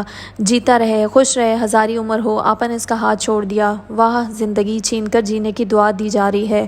اب جا کر ڈاکٹر کو بلا لا، اگر میری کچھ سانسیں باقی ہیں تو تیرے ساتھ ہی رہوں گی۔ شہباز جب ڈاکٹر کو لے آیا تو آپا بالکل اچھی بھلی لگ رہی تھی۔ شہباز کو ٹھنڈے پسینے آ رہے تھے جیسے کسی قاضی کو کندھا دے کر آیا ہو۔ ڈاکٹر نے آپا کا اچھی طرح معائنہ کیا اور کہا کہ خطرے کی کوئی بات نظر نہیں آ رہی۔ اس نے کچھ مسکن اور ہاضمے کی دوائیں لکھ دی، ساتھ ہی کہہ دیا کہ احتیاط کی خاطر ECG ضرور کروا لیں۔ لیکن اس روز شہباز سارا دن سوچتا رہا، کاش وہ ختم ہو گیا ہوتا۔ آپا کے رویے نے اسے بالکل ہی ختم کر دیا تھا، گو آپا نے اسے قسم دے دی تھی۔ پھر بھی اس نے اپنے دوست سے کہہ کر نیا سے پوچھوایا، کیونکہ اس کا دل کہہ رہا تھا کہ آج کوئی خاص بات ضرور ہو گئی ہے۔ وہاں سے پتہ چلا کہ نیا ہسپتال میں ہے اور اس کے ہاں بیٹا پیدا ہوا ہے۔ سو شہباز کو ساری بات سمجھ میں آ گئی۔ نیا خود تو ہسپتال کے بستر پر تھی، مگر اس کی نگاہیں ہمہ وقت دروازے پر لگی رہتی۔ وہ ہلکی سی آہٹ پر چونک جاتی، دل دھڑک اٹھتا۔ جانے میں کئی بار وہ شہباز کی آہٹوں کا فریب کھاتی۔ کتنا دل تڑپ تڑپ جاتا اس کا۔ اللہ تعالیٰ نے اتنی بڑی خوشی دی، یہ خوشی کانٹا بن کر کیوں چپ گئی؟ اس نے بینک بھی فون کرایا تھا، اس کے نہ آنے کی وجہ بھی پوچھی تھی، مگر ادھر سے ایک خاموشی تھی۔ یہ میری زندگی کی سب سے بڑی خوشی ہے، سب سے بڑی۔ اور امی سے روز جھوٹی تسلیاں دیتی کہ شاید وہ بیمار ہو یا کسی کام میں پڑ گیا ہو، وہ بچہ اس کے ہاتھ میں دیتے ہوئے کہتی، مگر وہ جانتی تھی دنیا میں اپنے بچے سے اہم کوئی کام نہیں ہوتا۔ یہ ایسی بات نہیں جو یادداشت سے نکل جائے۔ وہ تو سمجھتی تھی کہ وہ درد کے ایک طوفان سے گزر چکی، مگر بعد بھی درد و کرب کے اور مراحل آئیں گے، اسے معلوم نہ تھا۔ وہاں لیٹے لیٹے اسے احساس ہوتا، عورت کیسے کیسے نازک مرحلوں سے گزرتی ہے، شاید مرد کو اس کا احساس نہ ہو۔ تکلیفیں اٹھانے کی یہ سخت اللہ تعالیٰ نے عورت کے جسم میں کیوں رکھی، اور پھر بچہ تمام تر مرد کا کیوں ہے؟ یہ کیسے قانون ہے؟ 7ویں دن نیا ہسپتال سے گھر آ گئی۔ اسی روز امی جان نے عقیقے کے بکرے ذبح کرائے اور لڈو سارے محلے میں تقسیم کرائے۔ شام کو گوشت اور لڈو انہوں نے مبارکباد کے ساتھ جرنیل آپا کے بھی بھجوائے۔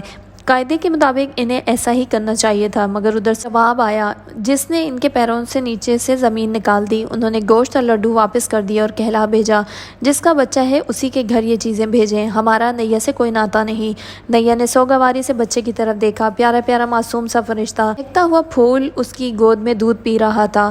ہائے، یہ کیسا مقام ہے خدا!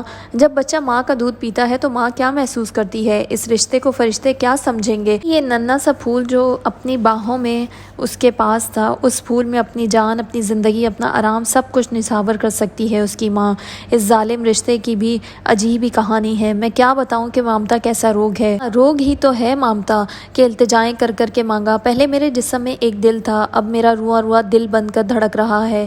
شہباز، تم میری خبر نہ بھی لوگے تو میں اس ننھی لاٹھی کو تھام کر جیون گزار لوں گی۔ میں تمہیں شہباز نہیں بنانا چاہتی، میں ظالم ماں نہیں کہلانا چاہتی۔ کوئی کیا جانے ماں کا دودھ کیا ہے؟ یہ خیرات تو ماں اپنی ممتا کے صدقے میں یوں ہی لٹا دیتی ہے۔ اس خیرات کی قیمت نہیں ہوتی کوئی، نہ اس کا کوئی خراج ہوتا ہے۔ لہو کا مول نہیں چاہتی وہ، جو ایسا کرتی ہے وہ ماں نہیں ہوتی، اور مائیں تو جانوروں کی بھی ہوتی ہیں۔ نیا کو اب شہباز کے نہ آنے کی وجہ سمجھ میں آ رہی تھی، کیونکہ ایک دن وہ ہامتی کامتی چوری چوری شیری بھابھی کے گھر چلی گئی تھی اور اس نے خود شہباز سے بات کرنے کے لیے فون ملایا، مگر دوسری طرف سے تھوڑی دیر کے بعد جواب دیا گیا کہ شہباز صاحب اس وقت آفس میں نہیں ہیں۔ وہ جانتی تھی یہ جھوٹ ہے، شہباز نے خود کہلوایا ہے، مگر وہ کیا کر سکتی تھی؟ کبھی سوچتی شاید شہباز مجھ پر شک کرنے لگا ہے، تنفر ہو گیا ہے۔ سوچتے سوچتے جب اس کی نظر اپنے بچے پر جاتی تو اس کا جی نہال ہو جاتا۔ یہ دنیا کتنی ظالم ہے، یہ جوگ میں نے اسی کی خاطر لیا، یہ میری زندگی کی سب سے بڑی خوشی ہے، سب سے اونچا مینار ہے، اسی خوشی کے لیے میں نے بہت بڑا دن دیا ہے، زندگی کا سب سے بڑا تاوان ادا کیا ہے۔ کبھی تو شہباز سے سامنا ہوگا، وہ بچہ اس کے ہاتھ میں دے کر کہے گی کہ لو تم قسم کھا کر بتاؤ، کیا تمہیں مجھ پر اعتبار نہیں؟ کیا یہ بچہ تمہارا نہیں؟ اس کی آنکھیں، اس کے گھنگھرالے بال، اس کے ہونٹ، اس کی ناک، یہ سب تمہارا نہیں؟ اپنے آپ کو پہچانو، اپنی خوشبو کو سونگھو۔ بچہ واقعی شہباز کا ہم شکل تھا، بلکہ چھوٹا سا شہباز لگتا تھا، سوائے رنگت کے۔ سرخ و سفید رنگت اس سے اپنی ماں کی لے لی تھی۔ اس بات کا ثبوت ہے کہ میں نے تمہیں ٹوٹ کر چاہا ہے شہباز، میری چاہت کی مہر اس کے چہرے پر لگی ہے۔ تمہارے سوا میں نے کچھ نہیں سوچا، تمہارے سوا میں نے کوئی نہیں دیکھا، تم سے اچھا میرے لیے اور کوئی نہیں تھا۔ تم کتنے کٹھور بن گئے ہو، تم میری آنکھوں کے جوت ہو اور میرے من کا موتی ہو۔ موتی، ہاں موتی ہی تو ہو، جو 9 مہینے سیپ کے آغوش میں رہتا ہے، پھر نکھر کر سنور کر نکلتا ہے اور کسی تاج میں، کسی زیور میں سج جاتا ہے۔ یہ میرا موتی ہے، میں اسے موتی کہوں گی۔ ویسے تو نیا نے ہمیشہ سوچا تھا کہ بچے کا نام شہباز ہی رکھے گا۔ بچے کی پیدائش سے پہلے وہ اگر کبھی پوچھتی کہ ہم اپنے بچے کا کیا نام رکھیں گے تو شہباز شرما کر گردن جھکا لیتا۔ پہلے بچہ تو ہو لینے دو، پتہ نہیں لڑکا ہوگا یا لڑکی، تو 2 نام سوچ سکتے ہیں، ایک لڑکی کے لیے، ایک لڑکے کے لیے۔ نہیں، بعد میں رکھیں گے۔ شہباز اسے ٹال جاتا، اسے نیا کے جنون سے ڈر آتا تھا۔ اگر نیا کی خواہش مجسم نہ ہوئی تو کیا ہوگا؟ مگر نیا کو یقین تھا، اور پھر جوش میں کبھی کبھی وہ یہ بھی کہہ دیتی تھی کہ دیکھیں، آپ چاہے برا مانیں، میں شہباز یا ایاز میں سے کوئی نام نہیں رکھوں گی، میں اپنے بیٹے کا کوئی جلالی سا نام رکھوں گی۔ ہاں، میں نہیں چاہتی۔ وہ پھر رک جاتی، اتنی زیادہ شرافت بھی کس کام کی؟ تمہیں معلوم ہے جلالی بچے پہلے تو اپنے والدین کی زندگی اجیرن کرتے ہیں، بلا سے کرتے رہے، مگر زمانے سے بھی لڑ سکتے ہیں۔ صریحاً اس کی بزدلی کی طرف اشارہ کرتی، مگر وہ اسے کچھ بھی نہ کہتا۔ وہ چاہتا تھا کہ وہ اپنی ساری خوشیاں، سارے ارمان بچے پر بھی نکال لے، اور اب شہباز نہیں تھا تو وہ بچے کا نام بھی نہیں رکھنا چاہتی تھی، اور نام کے بغیر ہی مشکل تھا، اس لیے نیا نے اسے موتی کہنا شروع کر دیا۔ امی جان کا خیال تھا کہ 1.25 مہینے کے بعد نیا سسرال چلے جانا چاہیے، خود بخود سب حالات ٹھیک ہو جائیں گے۔ نیا کو بھی اس کے سوا اور کوئی چارہ نظر نہیں آ رہا تھا۔ وہ سوچتی جس طرح بن بتائے وہ ایک دن گھر سے اٹھ کر آ گئی تھی، اسی طرح بن بلائے ایک دن اسے گھر میں جانا پڑے گا۔ لیکن ابھی 1 مہینہ بھی نہ گزرا تھا کہ نیا کے نام ایک نوٹس آ گیا، شہباز کی طرف سے طلاق کا نوٹس۔ اسے پڑھتے ہی نیا بے ہوش ہو گئی۔ امی کے ہاتھ پاؤں پھول گئے۔ ابا جی عصا سنبھال کر باہر نکل آئے۔ انہوں نے امی سے کہہ دیا تھا کہ یہ بات گھر کی 4 دیواری سے باہر نہ نکلے۔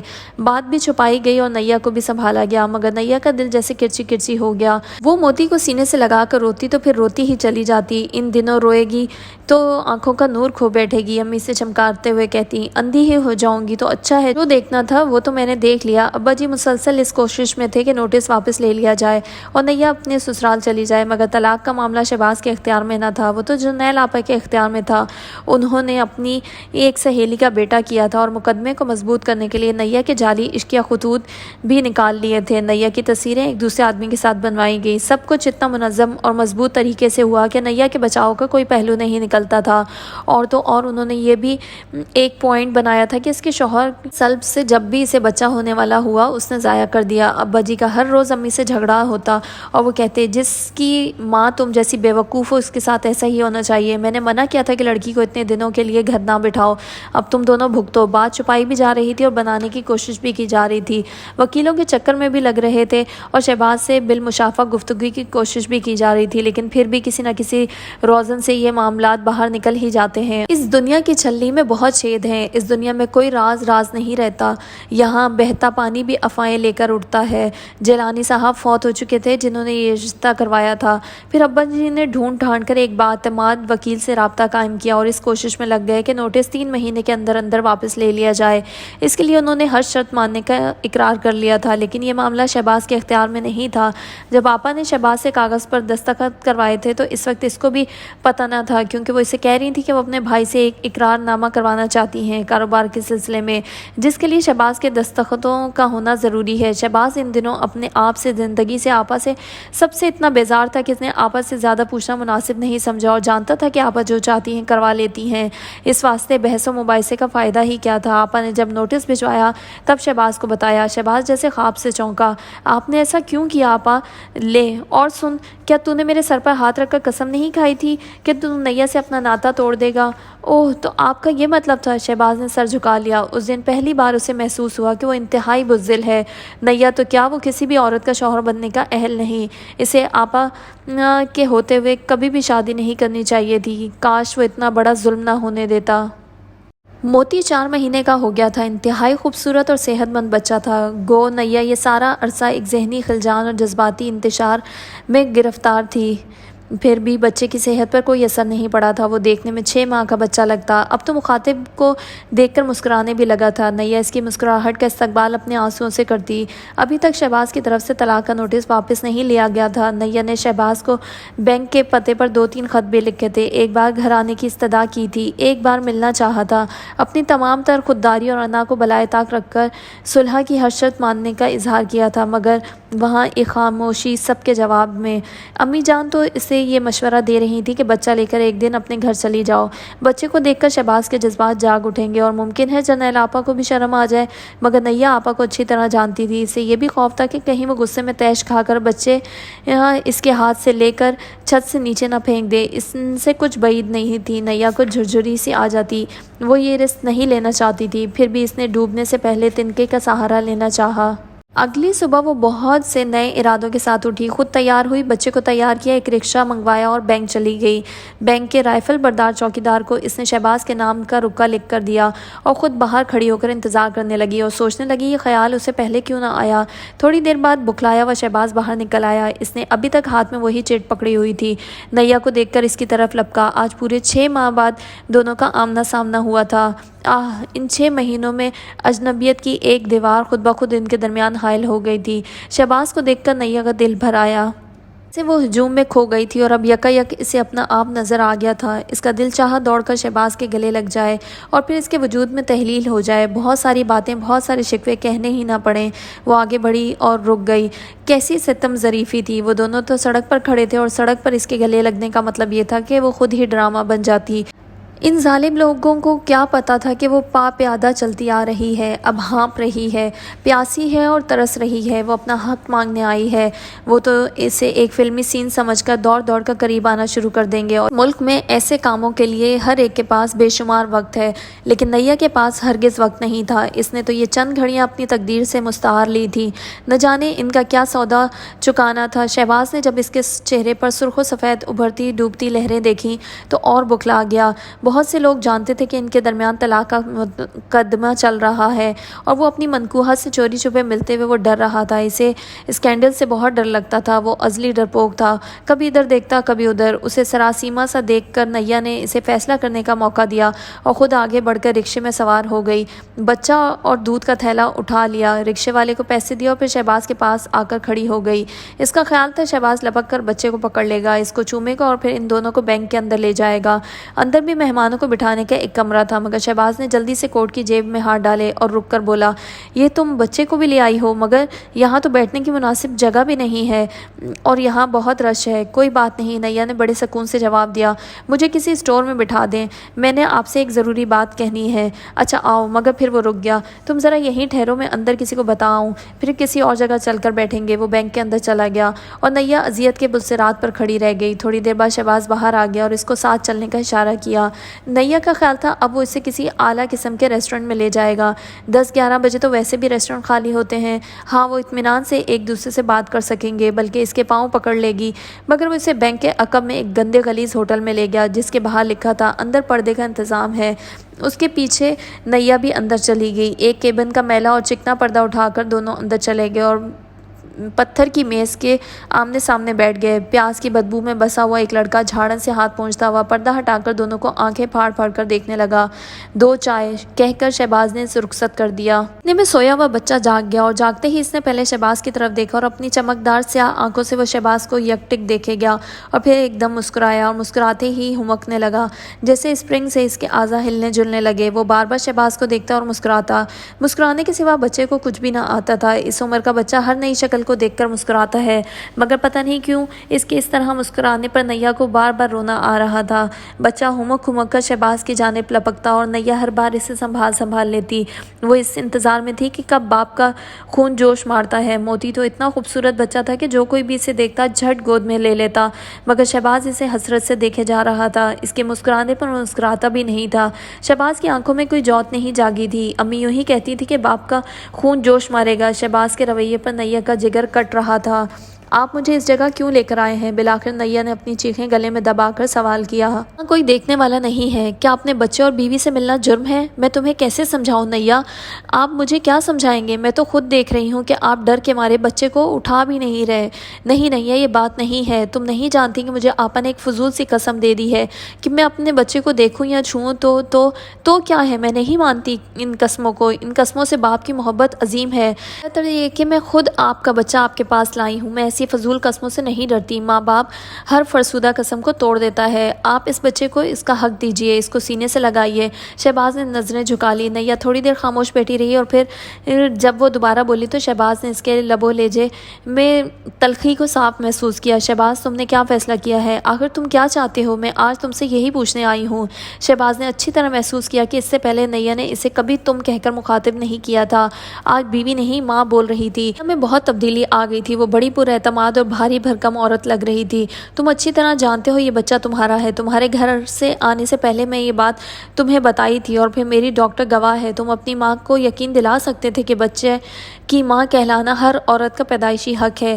اس حق سے عورت کو اللہ تعالیٰ تو محروم رکھ سکتا ہے، مگر دنیا میں کوئی دوسری عورت کسی عورت سے یہ حق نہیں چھین سکتی۔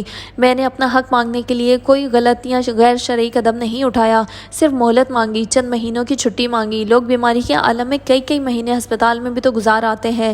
تمہاری ماں نے مجھ پر بےہودہ قسم کے الزام لگائے۔ میرا ماضی اور حال تمہارے سامنے ہے۔ کیا تم اندھے بہرے اور گونگے ہو کہ مجھے نہ بچا سکے؟ تمہاری ماں نے دھوکے سے تم سے طلاق پر دستخط کروا لیے، چلو مانا، مگر کیا تم اس طلاق نامے کو منسوخ نہیں کر سکتے؟ پچھلے 3 مہینے سے میرے ضعیف ابا جی تمہارے آگے ہاتھ جوڑتے پھر رہے ہیں۔ اتنی خاموشی بھی اچھی نہیں ہوتی۔ میں کیا کروں نیا؟ تم ہی بتاؤ میں کیا کروں؟ بالآخر شہباز نے قفلِ سکوت توڑا۔ یہ مجھ سے پوچھ رہے ہو؟ نیا نے حیرت کا اظہار کیا۔ اگر پوچھ ہی لیا ہے تو میں بتاتی ہوں کہ آج تمہیں ایک آخری فیصلہ کرنا ہوگا۔ تم ماں کو چھوڑ دو یا ہم دونوں کو چھوڑ دو۔ یہ کہہ کر نیا رونے لگی۔ روتے روتے اس نے اپنا بچہ شہباز کی گود میں پٹخ دیا۔ شہباز اس بات کے لیے تیار نہ تھا۔ بچہ اس سے سنبھالا نہ گیا۔ اس کا سر پتھر کی میز سے جا ٹکرایا اور وہ چلا کر رونے لگا۔ شہباز نے اناڑی پن سے اسے اٹھا لیا اور بے بسی سے نیا کی طرف دیکھا۔ نیا زاروں کی طرح رو رہی تھی۔ موتی مچل کر کبھی ادھر ادھر پھسل جاتا اور کبھی ادھر پھسل جاتا۔ بچہ اینٹ کر اور زیادہ رونے لگا۔ روتی ہوئی نیا نے خود ہی آگے بڑھ کر بچے کو ہاتھ میں لے لیا۔ اس نے بچے کو سینے سے لگایا اور اس کا منہ صاف کیا اور پھر تھیلے سے بوتل نکالی جو اس نے احتیاطاً رکھ لی تھی اور موتی کو دودھ پلانے لگی۔ موتی چپ ہو گیا۔ تھوڑی دیر دودھ پینے کے دوران وہ سسکیاں لیتا رہا، پھر آہستہ آہستہ اس کی آنکھیں بند ہونے لگی۔ نیا ابھی تک رو رہی تھی۔ ایک بازو پر اس نے بچہ لٹایا ہوا تھا اور دوسرے ہاتھ سے بوتل پکڑی ہوئی تھی۔ آنسو تھے کہ اس کے اپنے رخساروں پر مسلسل گر رہے تھے، جیسے چھجے کے اوپر سے موسلادھار بارش کے قطرے گرتے ہیں۔ کبھی کبھی کوئی آنسو بچے کے چہرے پر بھی گر جاتا تو وہ ڈر کر آنکھیں کھولتا اور پھر بند کر لیتا۔ نیا جلدی سے ہاتھ بڑھا کر اس کے چہرے پر گرے ہوئے آنسو صاف کر دیتی اور پھر اسے اپنا چہرہ ہی دوسری طرف کر لیا۔ بچہ سو گیا اور دودھ کی بوتل ختم ہو گئی تو نیا نے بوتل دوبارہ لپیٹ کر تھیلے میں رکھ دی اور اپنے بیگ میں سے رومال نکال کر اپنا چہرہ صاف کیا۔ تم نے بچے کا نام کیا رکھا ہے نیا؟ اچانک شہباز نے پوچھ لیا۔ پہلے تم یہ بتاؤ اس بچے کا گھر کہاں ہے؟ یہ کہاں رہے گا؟ اس کا باپ کہاں ہے؟ یہ سرخ آنکھوں میں آنسو بھر کر بولی۔ جب شہباز کے چہرے پر گاڑی تو شہباز سے کچھ جواب نہ بن پڑا۔ تم تو کہتے تھے بچے کی پیدائش کے بعد اس کا نام رکھیں گے، یہ کریں گے، وہ کریں گے۔ اس کا نام کیا دیتے؟ خود اس سے اپنا نام بھی چھین رہے ہو۔ تم چل کر آپا کے پاؤں پکڑ لو۔ بالآخر شہباز نے دل کی بات کہہ دی۔ وہی کاغذات واپس لے سکتی ہیں۔ کیوں؟ میں ان کے پاؤں کیوں پکڑوں؟ میں ان سے بھیک کیوں مانگوں؟ میں نے کون سا جرم کیا ہے؟ ہاں، میں تمہارے پاؤں پکڑ لیتی ہوں، تم سے بھیک مانگ لیتی ہوں اور ساری زندگی ایسا کرنے کو تیار ہوں۔ تمہارے ایسا کرنے سے شاید ان کے دل کا میل دور ہو جائے۔ ان کے دل کا رنگ ہی میلا ہے، اس لیے کبھی صاف نہیں ہو سکتا، اور اگر کبھی صاف ہوا بھی تو صرف میرے خون سے صاف ہوگا۔ تو تم خود کیوں نہیں میرا گلا گھونٹ دیتے؟ حالات اب میرے اختیار میں نہیں ہے نیا، تم مرد ہو، یہ جہاں مرد کا جہاں ہے، یہاں مرد کا قانون چلتا ہے، یہاں مرد کا زور چلتا ہے، یہاں جس کی لاٹھی اس کی بھینس ہے، تم لاٹھی اٹھاؤ، بھینس خود بخود تمہاری ہو جائے گی۔ میاں بیوی کا رشتہ ان کی مرضی کے بغیر کوئی جدا نہیں کر سکتا۔ اگر اس وقت میں نے اپنا فیصلہ استعمال کیا تو آپا زندگی بھر کے لیے مجھ سے قطع تعلق ہو لیں گی۔ ماں باپ کی ناراضگی ایک نہ ایک دن رفع ہو جاتی ہے، ہم دونوں مل کر انہیں راضی کر لیں گے، مگر میاں بیوی کا ٹوٹا ہوا رشتہ کبھی نہیں جڑ سکتا۔ تم آپا کو نہیں جانتی، اگر انہوں نے قسم کھا لی تو وہ ہمیشہ کے لیے مجھ سے روٹھ جائیں گی۔ تم یہ چاہتے ہو کہ ایک عارضی بندھن کے لیے ایک مستقل بندھن توڑ دو۔ میں ماں کا گنہگار بن کر خدا کا گنہگار نہیں بننا چاہتا، اور سب جانتے ہیں کہ تمہاری ماں کوئی ثواب کا کام تم سے نہیں کروا رہی۔ اس کے باوجود جب تک آپا زندہ ہے میں انہیں نہیں چھوڑ سکتا۔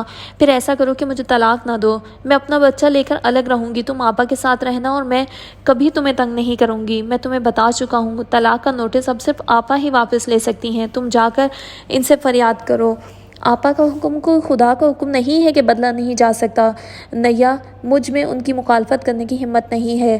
تو تم مجھے اپنی زندگی، اپنے فلسفہ، اپنی خوشی کہا کرتے تھے، وہ تو اب بھی کہتا ہوں، تو اس خوشی کے لیے کیا قربانی دے سکتے ہو؟ میں نے اپنے آپ کو ہمیشہ کے لیے دکھی کر لیا ہے۔ واہ واہ، کیا بات کی ہے تم نے!